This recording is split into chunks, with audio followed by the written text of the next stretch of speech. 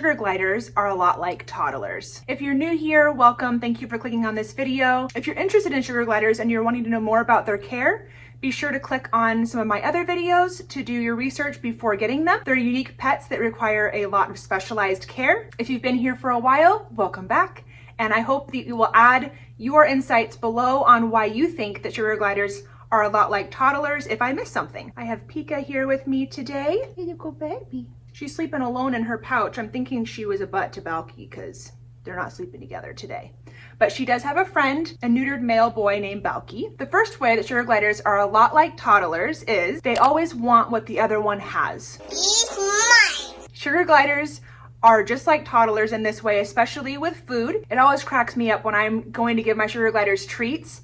I'll give one a treat and then I go to give the other one the same thing, and the other one goes right after what I just gave the first one instead of waiting for the one that's for them. Also, if there's a large treat that they have to share, such as a chicken bone, I gave them a chicken bone for the first time the other night, and it was quite entertaining watching them try to figure out who was actually going to be the one in possession of the chicken bone at all times. Pika was trying to carry it up the bars, and that bone was about as big as she was, so play nice. It's okay, you guys. There's plenty to go around. Number 2, sugar gliders are like toddlers because they are trainable, but they're not always predictable. So it makes me think a lot of when my little kids were small and I would say, oh, that's a no touch. That's a no touch.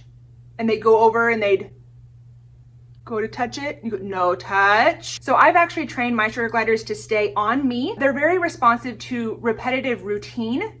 But if you allow them to do what they want to do all the time, they will remember that and they are not going to do what you want them to do. If you allow them to jump off of you, then you can't expect them to want it to stay on you when you want them to stay on you. So a lot of people will look at my gliders. I'll show you an example while I'm talking. Come here, baby girl. I have curtains right here that she could very easily jump to. I also have a wide open living room that she could very easily get down and explore, but I have trained her that she needs to stay on me. And I have a whole video on how I do that. But the short version of it is that if she was to jump off, or when she did jump off when I first got her, I would put her right back on. I guide her with my hand to stay in my chest, upper shoulders, or on my head. So she only is allowed to go in certain areas of my body. And so now my gliders, because I've done this so consistently, my gliders don't even really try to go down my legs or jump off of me unless it's to their cage. Their cage is their safe spot. I always want them to feel like they can jump there. We have accomplished this mainly because, watch, she's gonna go up to my head. We've accomplished this mainly because I don't actually do tent time with my gliders, and I don't do bonding time where I'm not actually handling them directly. So a lot of people will do like free roam time where they're in a room with their gliders and they let them jump around. I guess we'll just do the video like this. They let them jump around and they can glide to different areas in the room, which is a great way to bond. So I'm not saying that you shouldn't do that, but what I've chosen to do is teach my gliders through repetition that the only place when they're with me that they can be is either on my head, on my shoulders, or on my chest. And that's just through consistency and repetition. Also, as they would go to target and look for a place to jump, I would put my hand in front of their face. And after doing that repeatedly, they've just gotten to the point where they're like, yeah, I don't even try to jump off of mom anymore because she never lets me. They are very teachable, but they also can be unpredictable. So you never want to take your sugar gliders out in an environment where you don't feel like they would be safe if they were to get away from you. I never say never with gliders. So they don't typically jump off of me. That doesn't mean it's not possible. So I wouldn't want to have them be in an area where if they did jump off of me, it would be unsafe for them. Number 3, they have a short attention span with toys. So when you put a new toy in the glider's cage, they want to explore it, they want to sniff it, they want to pee on it, they want to play with it, and then maybe a couple days later, they're done with it. That's why it's important to have a variety of toys. They will go in spurts. Like Pika is a tail carrier, and she will go in spurts where for a few nights in a row, she just tail carries like crazy. That's all she does, it seems like. But then she'll go a couple weeks without really tail carrying much at all. The only thing that my gliders consistently use is their wheel, and their glider go rounds. So those are a staple in every cage. The wheel is a must. The treadmill or the glider go round is also a great perk to have because it's very highly used. Another reason why sugar gliders are like toddlers is because they have stranger danger.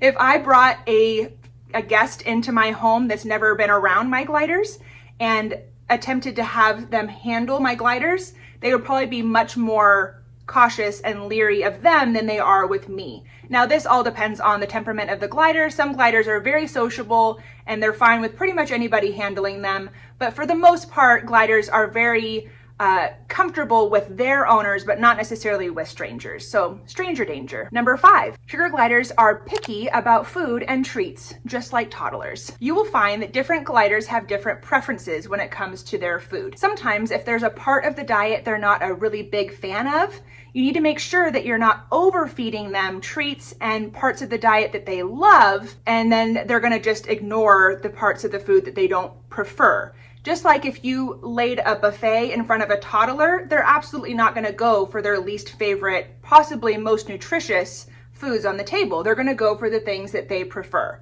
So it's very important that we as owners factor that in when we're thinking about a staple diet to feed and what treats and how often we feed those things to our gliders.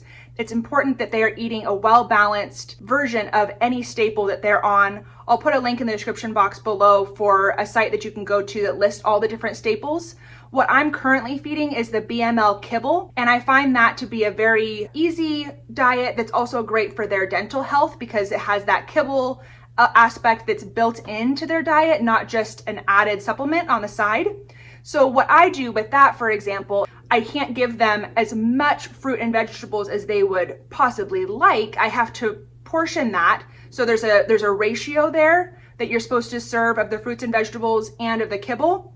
And if I go too heavy on the fruits and vegetables, say I go, oh, I don't want them to be hungry, I'll just give a lot of the fruits and vegetables and then some of the kibble as well. They're going to fill up on the fruits and vegetables and not be as receptive to the kibble. So you really have to be careful about how you balance that. I'll make a whole other video on diets in the future, but that's how sugar gliders are like toddlers. You really kind of have to have them work to eat some of the things that are good for them, that they might not like. And they also have strong preferences about treats or types of fruits and vegetables that they're more drawn to. Balky loves pumpkin seeds and sunflower seeds, which are great for their teeth, unsalted for both of those. I'll put links in the description box below for where I get mine. Pika doesn't really care for them. Sometimes she'll eat the sunflower seed if it's out of the shell, but she's not as big of a fan of it. Balky goes crazy over them. They both really, really like chicken bones with a tiny bit of meat on it. They suck the bone marrow out and they really chew on the bone, which is great for their dental health. And they both really enjoy those. They are both really big fans of mealyworms. So those things, for example. And the last way that sugar gliders are a lot like toddlers is they use their body language to communicate. So toddlers, when they haven't built their vocabulary, you have to rely a lot on their body language to decide how they're feeling, if they're nervous, if they're excited, and gliders are the same way. So really you need to spend quite a bit of time studying your glider before you can really get a good feel for how they're trying to communicate. Sometimes if they're crabbing and lunging, you pretty well know how they're feeling. Pika definitely lets me know how she's feeling if she does not want me to get her up.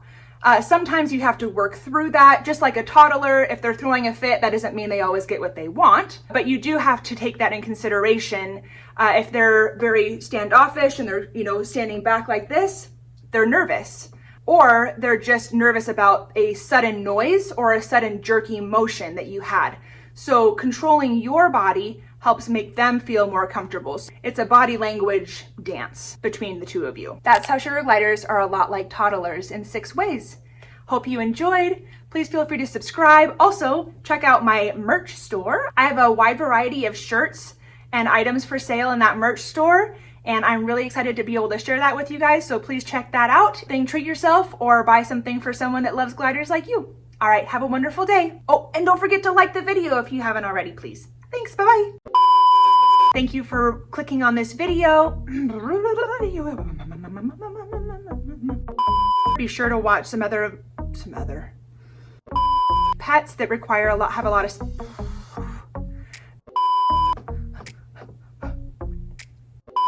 you give one something and then you're ready to give the other one. Oh gosh, why can't I talk today? Without really with crack, it was pretty funny.